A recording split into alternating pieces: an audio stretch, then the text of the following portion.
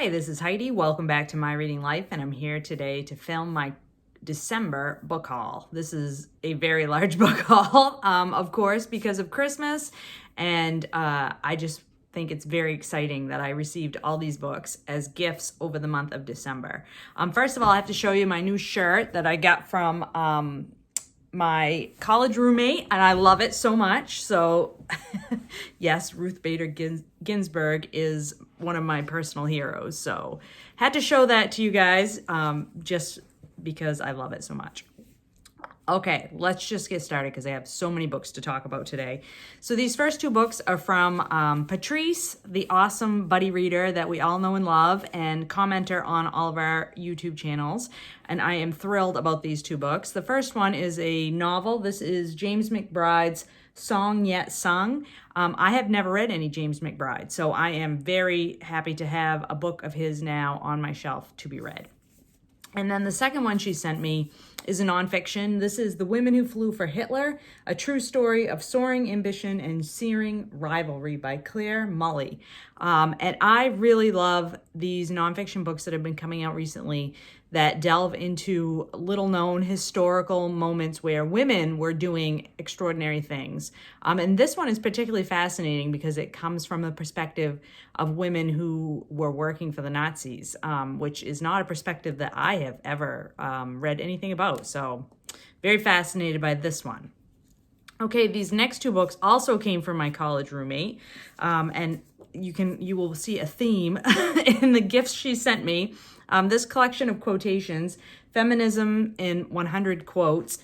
So this is just a little book to dip in and out of with a feminist theme and some neat little graphics, and goes along very nicely with my RBG t-shirt, or yeah, I guess I'll call it a t-shirt, even though it's got long sleeves.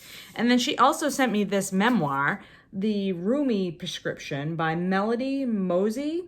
And this is How an Ancient Mystic Poet Changed My Modern Manic Life. I had never heard of this memoir, but I love memoirs, A, and I love this cover. It's beautiful, B, and this is an interesting topic about mental health and how the author found help in literature. So, that seems like it would be right up my alley.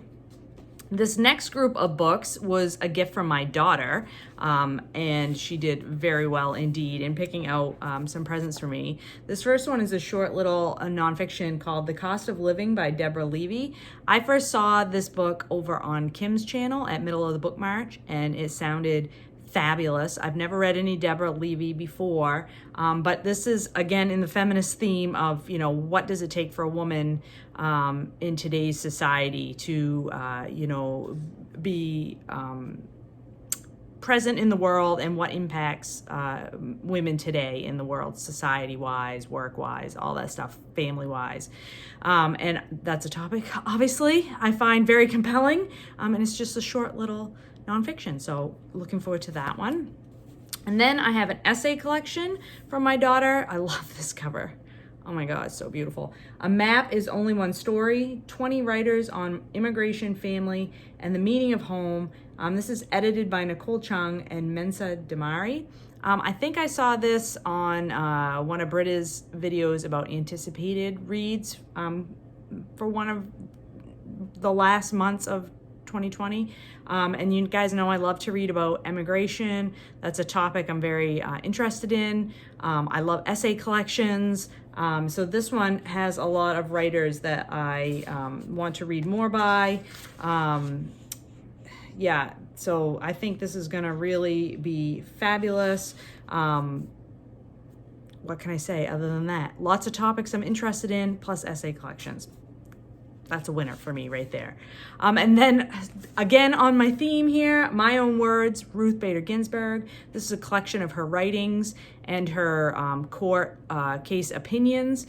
I have never read any of the multitudes of Ruth Bader Ginsburg books that are out there right now, but this one I was particularly interested in because it's in her own writing and in her speeches that she gave and all that sort of thing. So I think from her own perspective, I would like to learn more about her first before I move on to any of the other books that have been written about RBG.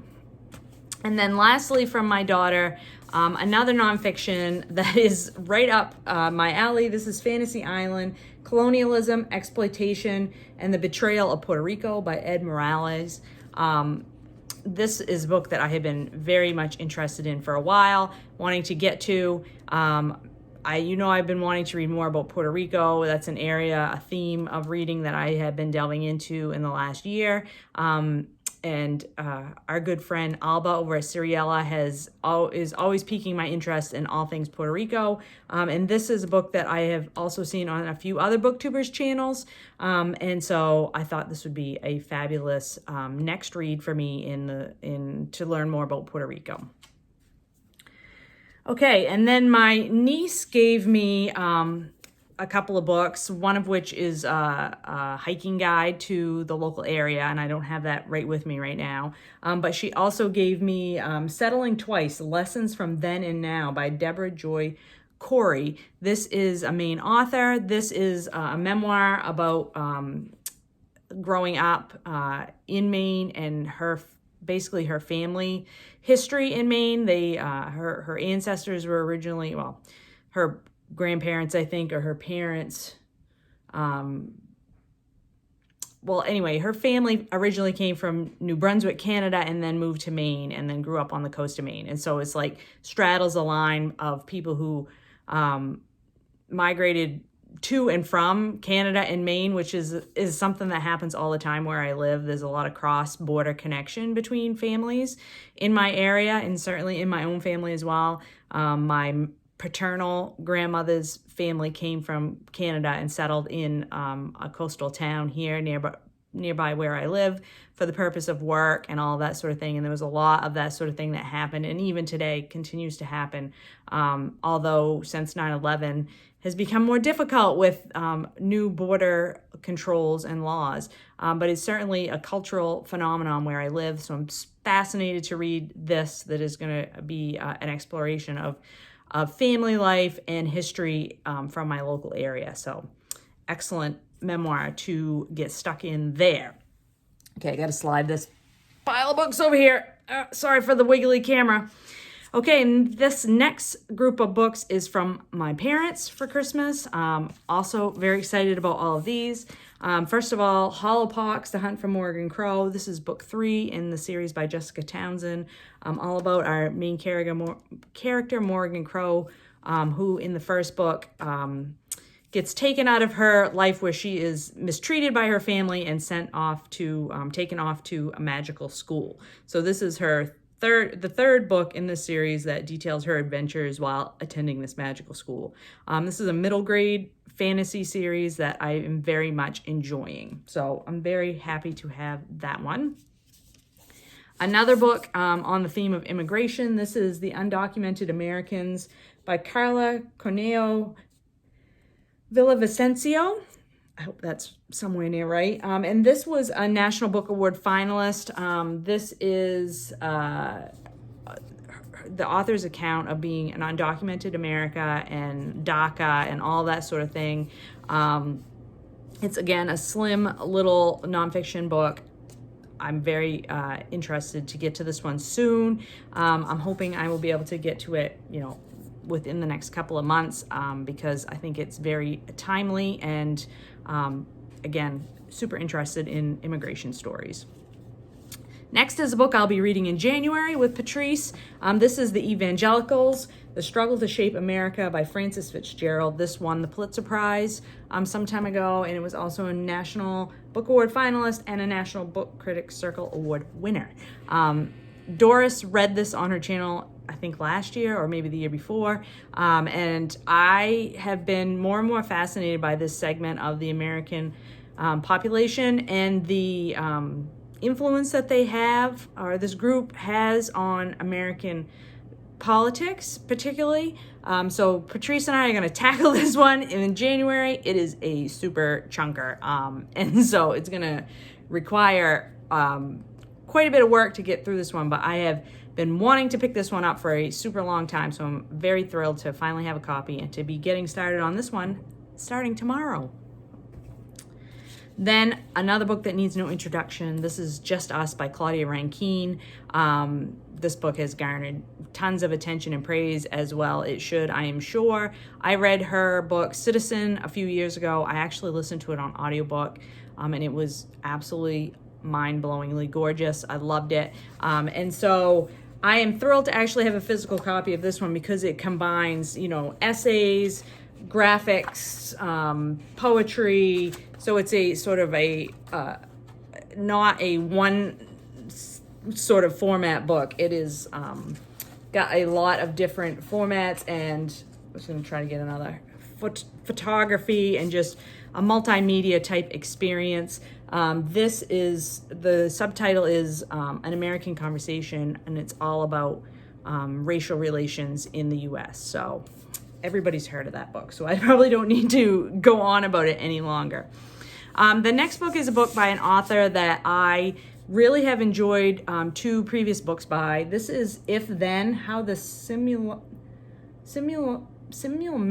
Corporation Invented the Future by Jill Lepore. I read The Secret Life of Wonder Woman and, oh my God, I'm totally blanking on her history book that I love so much. This is what happens when you get old. You can't remember. You can't remember stuff. These Truths, which was one of the best books I read, I think 2 years ago now. This book is all about data mining and manipulation by internet corporations.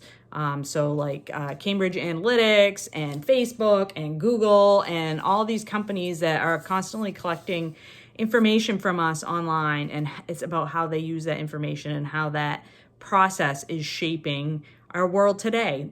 So I think this one might be a little bit disturbing, but it's also, I just love Jill Lepore's writing style, how she researches topics and like performs her investigative journalism and then writes them up. I think she is a really fabulous author. So I'm happy to have another book by her on my TBR. And then last, but certainly not least, is a book I was thrilled to find under the tree. I was hoping it was going to be there. This is A Promised Land by Barack Obama. Obviously, don't need to really go into this one. This is his memoir about, I think, the first half of his presidential term, his first 4 years. And I have read both of his previous memoirs and love them both. I think he is a fabulous writer. And I am just so excited to read from his perspective what he thought about his first few years in the presidency and what that was like for him. So, and this one also has photographs in it. So yeah, it's going to be great. It's another chunker though, but you know me and how much I love my presidential reading. So I am not intimidated by the size of that book. Anyway, those are the books I was gifted in the month of December. Can you believe there's none in here that I actually bought for myself? So stay tuned for those in January. So, and also stay tuned for the discussion of how this pile has impacted my TBR, which you know I was trying to reduce in 2020. Spoiler alert, not good. Anyway, I hope everybody had a lovely, lovely holiday and found some time to read some good books, and I will talk to you later.